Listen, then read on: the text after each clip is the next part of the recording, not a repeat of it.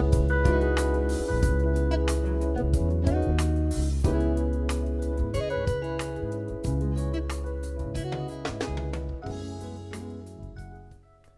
everyone, my name is Reeves and welcome back to another edition of Living with Jim Crow.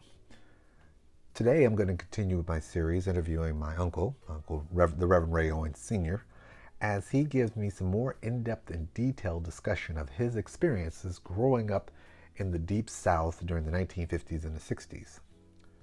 Now, he's going to share with me his experiences participating or being exposed to integration for the very first time in my rural hometown of Pine Bluff, Arkansas. Pool in a place called we had our own black swimming pool, Townsend Park. That's it. And Townsend Park was a wonderful pool. Me and Louis Jr. would go down and swim all the time during the summer, during the weekends, because we work during the weekdays, picking cotton, chopping cotton, something like that. And we never knew, though, that just down the street about, a mile or mile and a half was the White Park. Okay, and so when we finally found out, we got ran away from the White Park. We got ran away from there. And we went back to our park, Townsend Park, where we swam in our beautiful swimming pool, and we did whatever we did. But then came integration, brother man. And integration brought daring do and excitement. And so we decided we was going to go, the guys from the college decided they was going to integrate the white pool. Well, we had never been to the white pool because it was so, what can I say? It was guarded, you know what I mean? You just couldn't go there and go swim, if you were black. And we saw this beautiful Olympic-sized swimming pool with stands to watch on both sides of that big old pool, huge diving board that was 3 feet and 10 feet, and I think it was 20 feet. But, boy, it was a beautiful park. So we decided to integrate it. I ain't going to say we. The college boys decided to integrate it. We heard about it. I was in high school then. Okay, I think this is my last year in high school. And so we got in Jeremiah's car, and we all rode down it because we had understood that they were going to integrate. And so lo and behold, we go out, and we go to the pool, white pool, and here comes our black folk here. Man who was one of the lifeguards, and they come in with some girls, you know what I mean, and they get into the 3-foot water. I said, what in the world? And they splashing around, splashing each other and everything. I said, what kind of stuff is this? If the guys can swim, fish look silly. But in the 3 feet, and lo and behold, I understood why. Because here come the white boys, big strapping, mountain cornbread eating white boys, and they get in the pool and they, sashay over to the where the girls are, and they start dunking the girls and they start dunking the boys, and that's when the fight started in the water. And I understood. Duman and his boys did a number on them. Actually, did a number on each other. I can't say who won. But they called the cops. The cops couldn't do anything because they were in the pool, So they just stood there and watched. And when they watched, that's when more white boys came on in, okay? And they came on until they overwhelmed us. Well, that's when the girls started screaming, everybody started screaming, and more cops came and finally got them out of there. That was interaction that wasn't warranted. We didn't want it. Other than that, other than the Boy Scouts, other than working for them, there was really no interaction. Even the Christmas parade. I don't know if you remember the Christmas parade. Yes, I do. They were all black, okay, in my time. And even in your time, we would have, Grambling, sometimes at Arkansas A&M, we'd have Southern, we'd have, the high schools, Maryland, Southeast, and others. And it was a black parade. I remember taking my son to it, and he was like flabbergasted. He didn't know any better, you know. But, yeah, that was the interaction that we had. We didn't know interaction in school. That was no school interaction.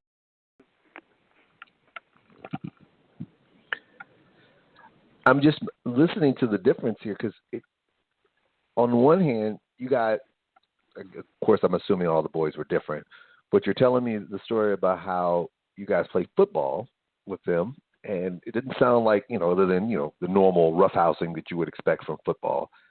No problems there, but then the integration of pool, fight breaks out. Yeah, you were. See, now don't let me picture of the football play. It wasn't organized. Okay, it was what we call hot ball then, and lo and behold, you if you got the ball, you run with it, and you up against black and white trying to tackle you, you know what I mean, that type of thing. But the pool is a different story. You're coming into their neighborhood on their turf, and they're saying, hell no, you got to go. You know what I mean? So that was a difference. That was very, very little, really, not communication, but there was very little coming together and sharing and loving each other, or even just going. There wasn't no going to school now.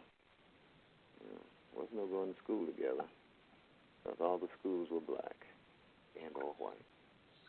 Now, you mentioned the pools as well as the different schools. Can you mention some other places that you went to that catered to both black and white, and just tell me what differences that was readily apparent? Well, there was the cotton fields, and of course that's pretty much obvious. The cotton fields belonged to them, but it was white, what they call poor whites, and poor blacks. We were just trying to make our $4 a day or $3.50 a day chopping cotton in the summertime. Didn't make no difference. I mean, there was they wouldn't let us come together. If you could envision a huge field like 4 football fields long and wide. On one end would be the black kids, and on the other end would be the white, and you work toward each other. Okay, you may call each other names and so forth, but you work toward each other, and they would not let us come together. They would take the whites and send them in another field, or us and send us in another field before we got together. So it wasn't that type of, interaction. I think the only other interaction was when you went swimming in the swimming hole, Lake Pine Bluff somewhere. And that's only by accident. It's not an opportunity to come together and socialize, and, have tea or drink or whatever. But it was just the way it was, pure white. Just pure segregation.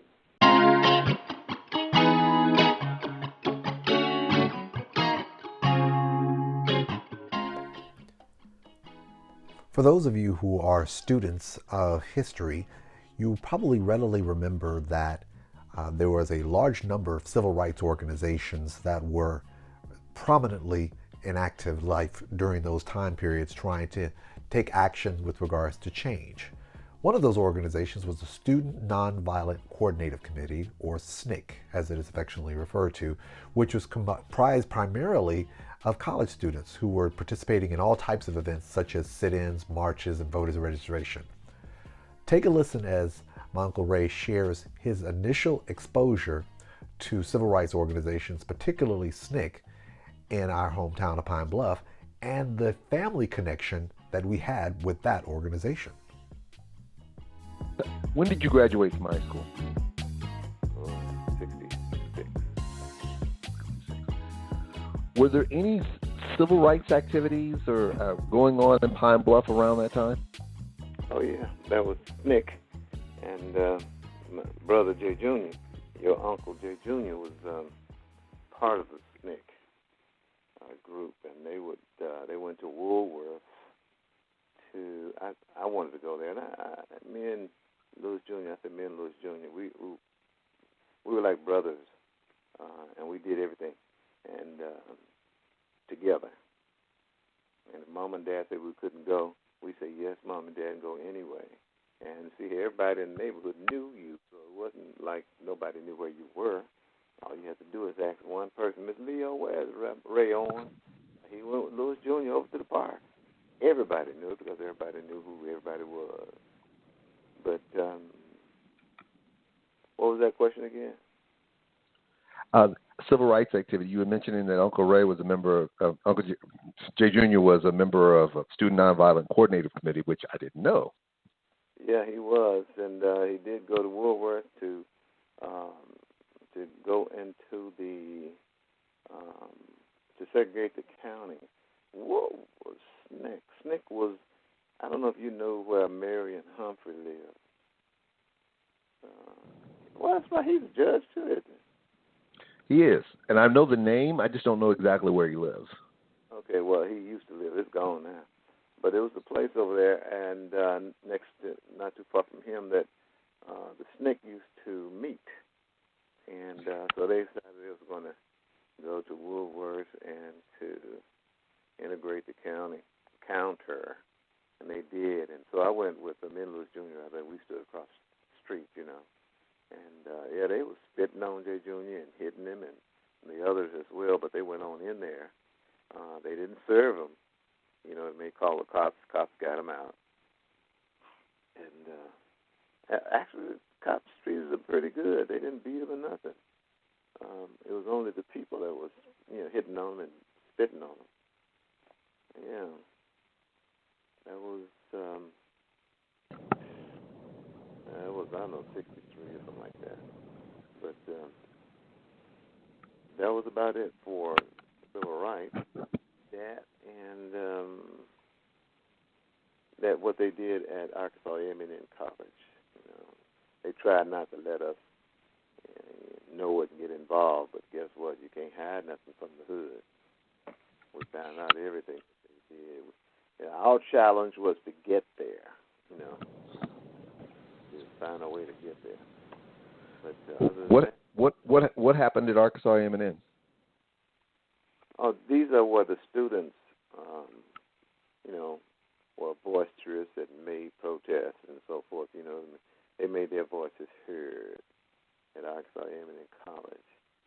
They weren't supposed to, but they did anyway. Now, I don't know exactly what they do. I left in 66. 66. Yeah, 66. So, you know, and I never did get really interested in it. I was only interested in my brother when he went to, and him and George Davis, Sterling Rolfe. Sterling Rolfe became a dentist and big fellow over there in Arkansas, in Pine Bluff, and I'm sure Glenda will tell you about Sterling Rolfe and George Davis. Fellows, they were the smart fellows. They were the geniuses like yourself. Okay, me and Lewis Jr. were less, I ain't going to say less intelligent, but less intelligent acting. Yeah. Now, I do. My mom always told me that she said that I guess Sterling and Uncle Jay graduated together, and they were really good friends. Yeah, I didn't know that they were members. I didn't know they were active in SNCC, though. Well, not too people knew, and not too many people liked SNCC too, because you know, people lost jobs, and people, you know, were, you know, when they you know, took active part in SNCC. So it wasn't a welcome thing. And don't forget, we were kids. We didn't care. Did Grandma and Granddad know that Uncle Jay was participating in SNCC? Now, if they did, they didn't say nothing about it because Jay Jr. was first born, and that meant something at that time. And what it meant was, you're going to lead the way in the family. And so he did, academically anyway. And he did. And he always was an outstanding young man. He did stuff like form a band and bring the band to church. And they performed his little quartet that he started, They performed at our church functions and everything. And, of course, now we were very close-knit with University of Arkansas Pine Bluff, or Arkansas Eminent College. You got to ask Linda about that because Mama and Daddy went there for a couple of years before he had to do what he had to do. And when I came back from the war, I tried to get in there. They said, you can't. No, they let me in, praise the Lord, for a couple of classes. But they led the way when it came to, they should have